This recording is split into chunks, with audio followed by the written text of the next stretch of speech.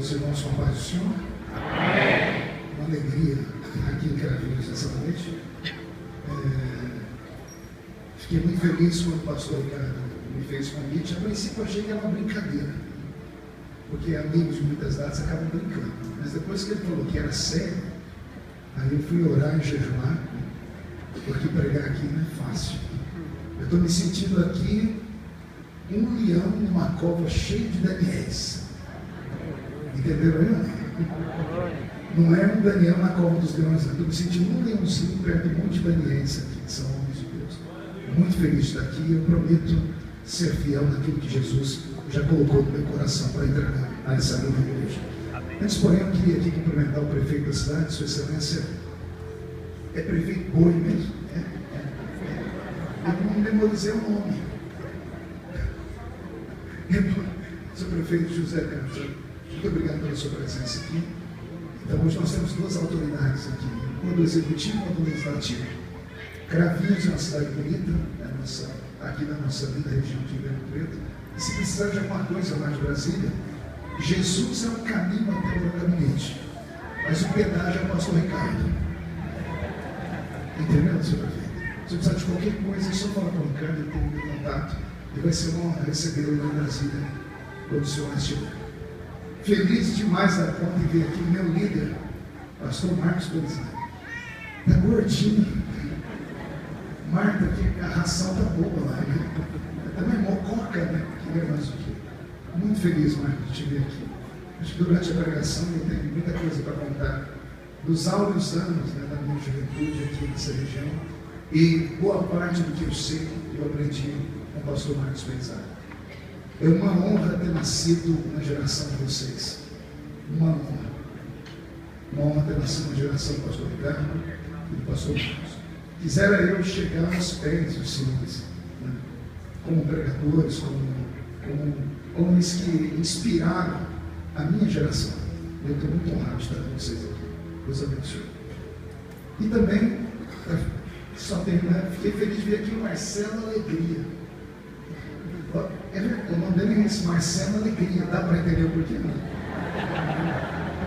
Eu nunca vi uma boca com tanto dente. Alguém trouxe Bíblia nessa noite? Abra sua Bíblia comigo no livro do Apocalipse. Apocalipse, capítulo de número 5. Deus é fiel. Glória a Deus. Fala conosco, Jesus.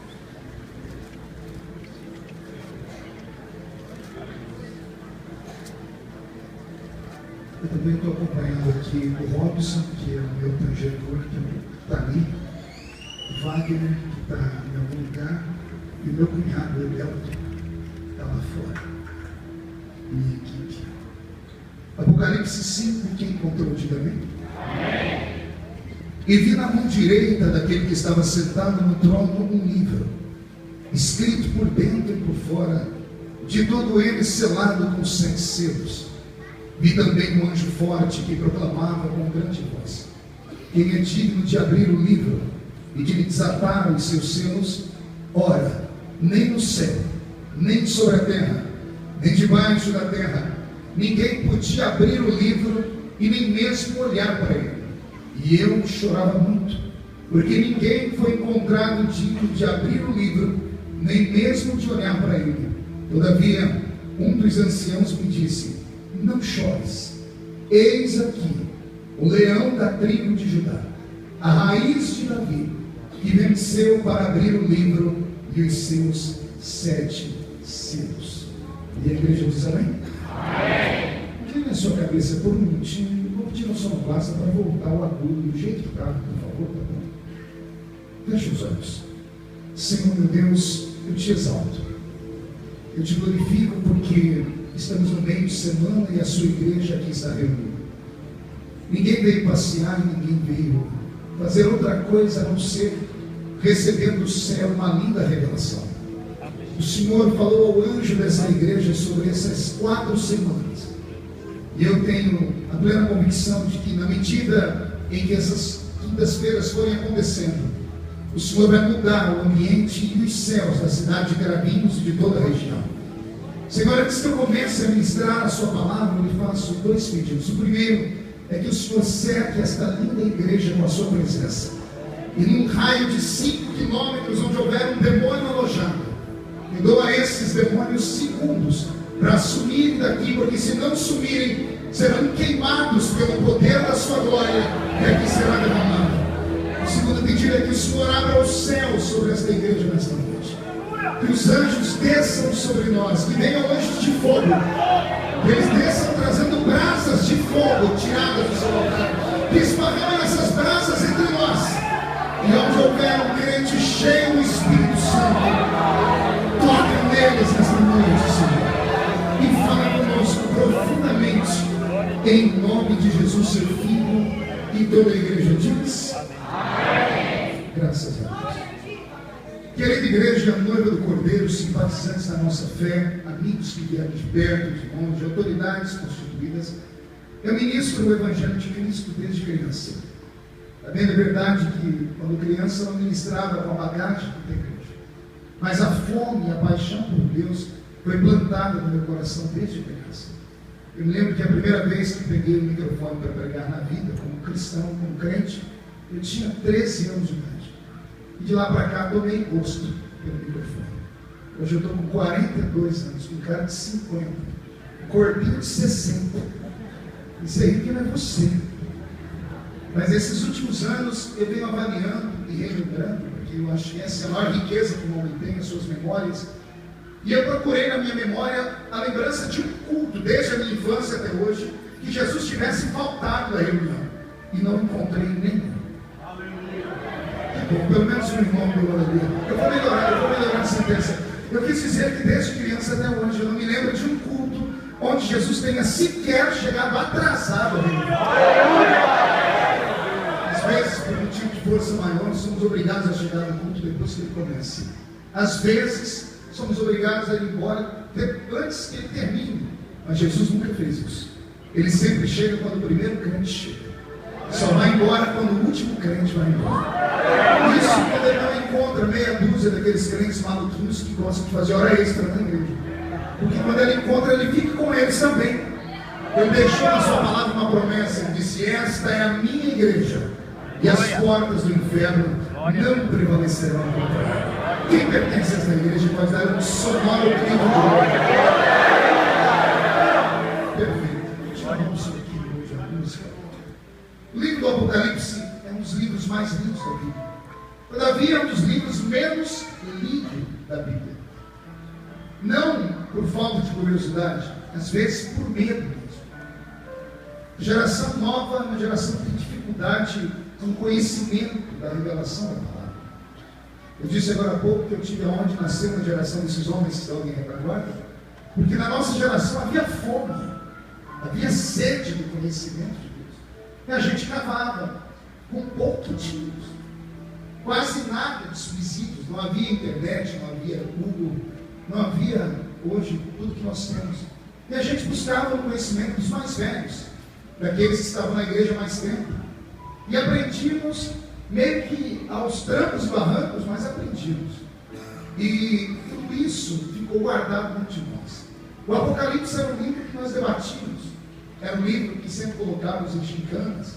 Era um livro que sempre amávamos quando a escola dominical dedicava um trimestre inteiro sobre o estudo dele. Porque é um livro que precisa ser pregado para ser entendido e interpretado. Diferente do que muitos pensam, o Apocalipse não é um livro apenas do futuro.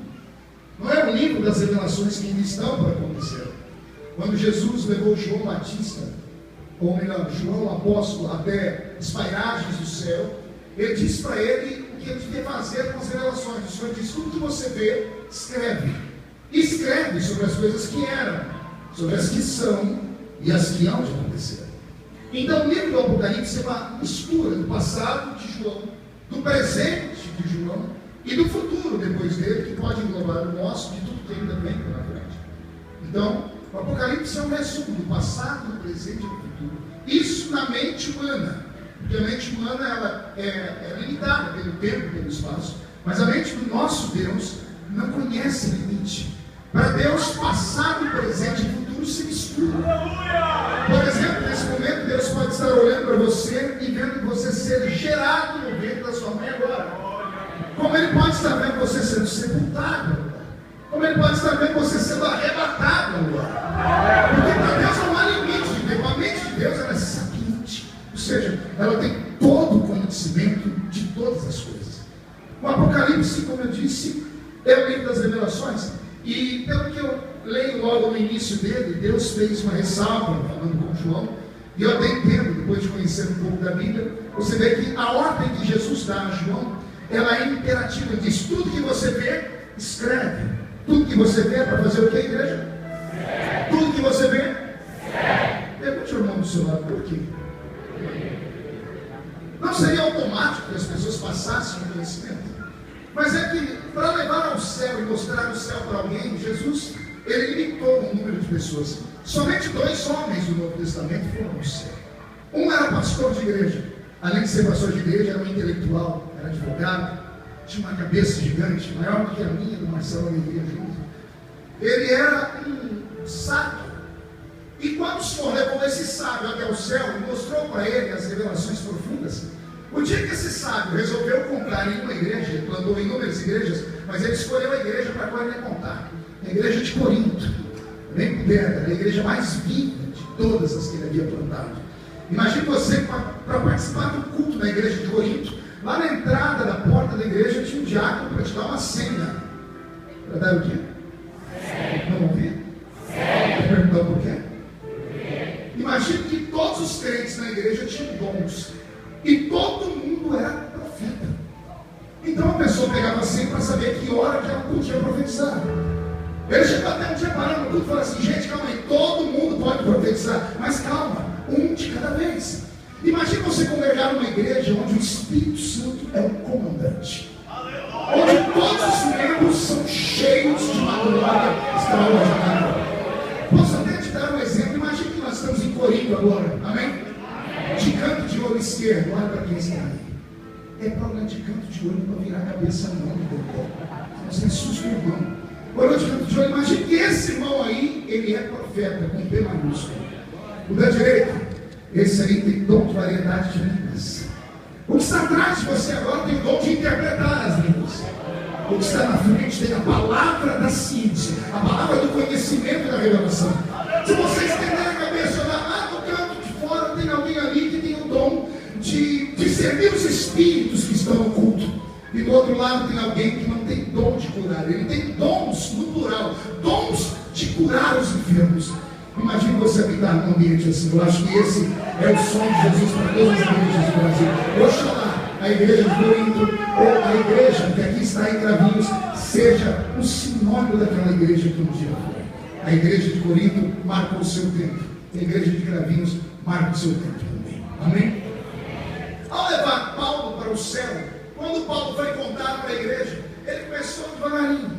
Ele olhou para a igreja e disse assim, irmãos, eu conheço um homem, se no corpo não sei, se fora dele também não sei, foi arrebatado ao terceiro céu. Quando ele falou ao terceiro céu, pastor Ricardo, a igreja quase entrou em convulsão. Os crentes pentecostais se levantando, falando em línguas, profetizando. Quando ele percebeu que ia perder o controle do culto, porque é uma revelação, e a revelação pode ser julgada, a revelação pode ser questionada, pode ser aceita ou não aceita, então ela pode dividir opiniões, toda revelação é polêmica. Ele percebeu aquilo como um bom pastor de igreja, e o pastor de igreja ele pensa para falar. É diferente do evangelista que fala sem pensar. Eu que o diga. E quando você fala sem pensar, você acaba falando que não deve, você paga um alto preço por aquilo. Mas o pastor de igreja ele é equilibrado. Quando Paulo percebeu que a igreja foi sair do controle, ele disse que não é lícito aos homens comprar. Pode imaginar a igreja inteira fazendo assim. Porque está todo mundo na expectativa. Ele diz, eu conheço um homem que se no corpo não sei, se fora dele não sei, foi ao terceiro céu e ouviu coisas inefáveis. A igreja entra em transe. Ele percebe que vai perder o controle do culto e ele diz, mas que não é lícito aos homens falar. Jesus olhou do céu e falou, pai, eu queria mostrar ao povo do céu. Mas o Paulo veio e não teve coragem de contar, nós vamos trazer outro. E esse que nós vamos trazer não pode ter o mesmo controle que ele tem.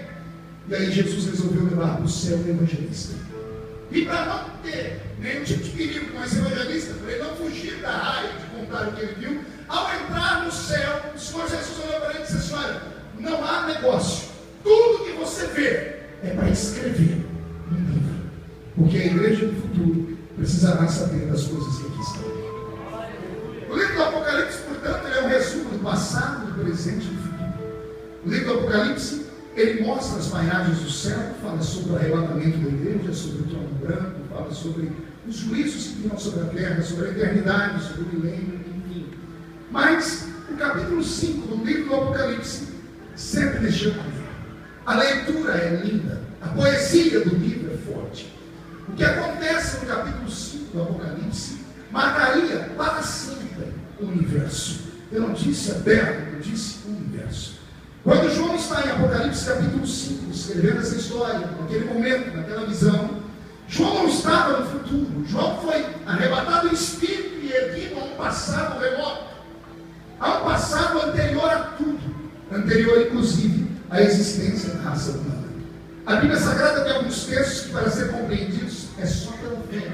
Um deles é esse: o cordeiro foi morto antes da fundação do mundo. Isso não é só uma poesia, é uma palavra escrita que precisa ser interpretada e revelada. Portanto, o capítulo 5 do Apocalipse vai mexer com a nossa alma nesta noite. Oxalá que eu consiga falar tudo que está aqui e você compreenda tudo que eu vou falar, porque se você compreender, você vai ter uma noite diferente hoje. Amém? Mas continuando isso. Quando eu leio a história do Apocalipse, me lembro de João jogado na grande ilha de Patmos, a ilha das bestas feras, a ilha rochosa, a ilha onde os homens que burlaram a morte, onde os grandes bandidos do seu tempo, homens que ao serem enforcados venceram a forca, passaram horas. A história diz que havia homens naquele tempo que conseguiram ficar 2 dias pendurados pelo pescoço e não morreram. Havia homens que foram retalhados ao fio da espada e não morreram. Havia homens que, tendo sido colocados dentro de baldes com água, com as suas cabeças dentro, por 10, 15 minutos, não morreram. Eram homens que burlavam a morte. Não sei se eram super-humanos, se a sua genética era diferente. Eu sei que tais homens eram respeitados no seu tempo. Quando o Império Romano decretava a morte deles, eles não morriam. Os romanos tinham tanto medo de ferir algum tipo de pacto com divindade, pensavam eles, inclusive, que esses homens não eram homens, eram semideuses. Tudo isso por causa da mitologia grega. Sendo eles, então, entre aspas, homens que iam acima da normalidade e venceram a morte, eles não tinham mais coragem de tocar neles, então isolavam esses homens da população, levando eles para a ilha rochosa, que era a ilha de Patmos. Então a ilha de Patmos era uma ilha onde tinham homens que haviam vencido a morte, e também animais, bestas feras, enfim. É para esse lugar, é para esse ambiente hostil que o Senhor vai permitir que o seu último apóstolo, o último de todos que caminharam com ele, que eles estavam vivos, para um encontro com ele ser lançado ali. A Bíblia Sagrada fala do relacionamento de João com Jesus.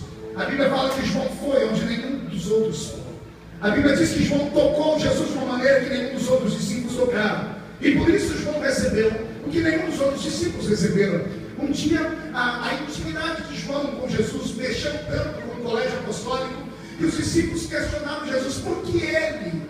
Por que o Senhor trata ele diferente de nós? Jesus, para encurtar a conversa, deu uma bronca. Ele disse: que importa a vocês que ele viva, até que me veja voltar aqui no meu poder e glória. Ninguém mais nunca questionou o Senhor Jesus. Havia uma ligação de alma entre João e Jesus. E uma vez estudando muito a Bíblia, eu descobri por quê.